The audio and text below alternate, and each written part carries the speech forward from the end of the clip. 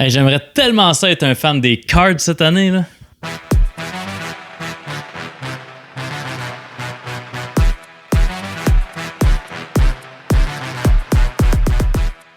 Avant de te parler de l'excellent off-season des Cardinals de l'Arizona, je t'invite à nous suivre sur notre nouveau channel YouTube Sport Lucide.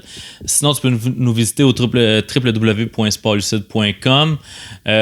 Pour ce qui est de nos podcasts, partout où tu peux écouter un podcast, on est là. Donc, que ce soit Spotify, toutes les applications sur Google Play, iTunes, Balado Québec, name it, on est là. Donc, suivez-nous, commentez, on aime ça vous lire, on aime ça avoir des feedbacks sur ce qu'on fait.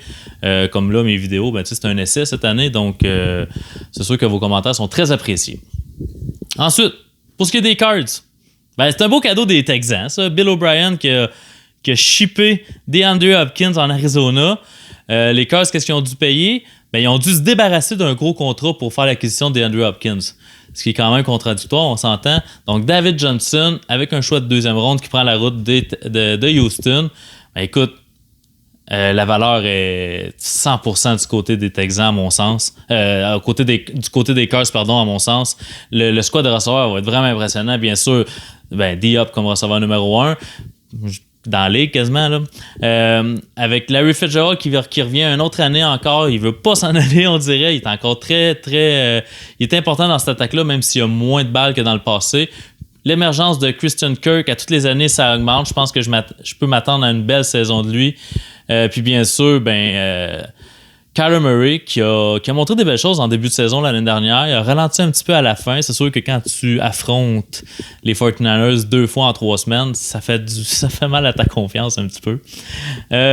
Donc, avec le départ de David Johnson, le champ est libre pour Kenyon Drake, porteur de ballon, qui ont été cherchés en milieu de saison l'année dernière. Ils l'ont tagué. Donc, Kenyon Drake va probablement jouer sur le tag cette année.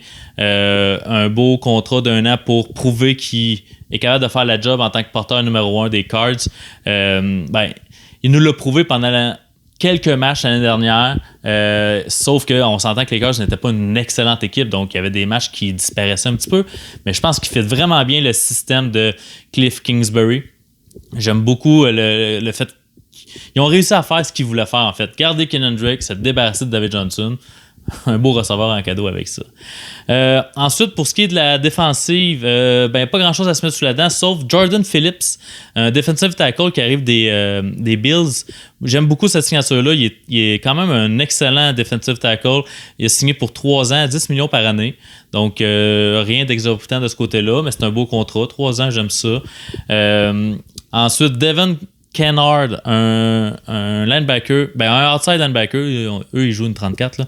Donc 3 ans à 6,5 millions par année, donc c'est pas un très gros contrat, mais si vous savez c'est qui Devin Kennard, félicitations.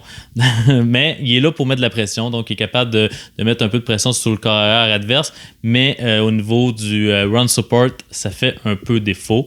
Ils ont aussi amené Devondre Campbell, qui aussi est un outside linebacker. Lui, il est un petit peu... il est là pour couvrir les tight ends. On se souviendra l'année dernière que les Cards étaient de loin la pire équipe contre les tight ends. Tu pouvais amener n'importe quel tight end inconnu dans un match contre les Cards, puis il allait sûrement faire un touché, voire 2. Donc, je pense que c'était le nez le plus important de la défensive. Quelqu'un capable de couvrir un tight end. Donc... Devondre Campbell qui va être capable de faire ça. C'est pas non plus un stud, mais c'est mieux que ce qu'il y avait l'année dernière. Donc, ils ont signé 1 an à 6 millions seulement. Donc, c'est un petit essai là, qui fera pas de tort, je pense, pour le défensif des Cards. Pardon. Donc, pour ce qui est du off-season en entier, un gros merci à Bill O'Brien et je leur donne la note de 4 Bill O'Brien sur 5.